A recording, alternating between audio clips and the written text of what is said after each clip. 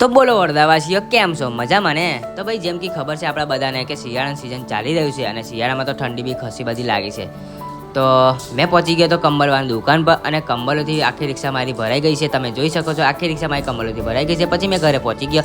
ઘરે પહોંચ્યા પછી મેં વિચાર્યું કે આ બધા કંબલ મેં કઈ જગ્યા પર ડોનેટ કરું, કઈ લોકેશન પર જવું, કોને ડોનેટ કરું, તો મને કંઈ આઈડિયા નહોતું આવતું.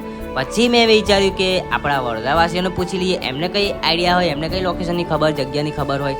તો તમારે કશું કરવાનું નહીં, તમારે ખાલી એક કમેન્ટ કરવાની છે, લોકેશનની જગ્યાની કમેન્ટ કરવાની છે, રાઈટ?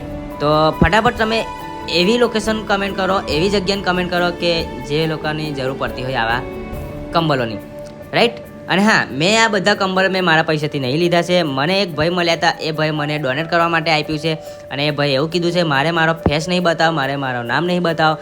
તો એવા વ્યક્તિ માટે, એવા ભાઈ માટે આ વિડીયોને લાઇક કરી દેજો અને કમેન્ટમાં જણાવી દેજો જગ્યા, લોકેશનનું નામ, રાઈટ? અને તમને જગ્યા, લોકેશનનું ખબર ના હોય તો તમે તમારા મિત્રોને કાં તો ગ્રુપમાં, તમારા ગ્રુપમાં શેર કરી દેજો આ વિડીયો. એમને કંઈ ખબર હોય જગ્યાનું નામ તો એ કમેન્ટ કરી શકે છે, રાઈટ? અને આવા જ વિડીયો જોવા માટે આપણી આઈડીને ફોલો કરી લેજો. ચાલો, બધાને જય શ્રી રામ.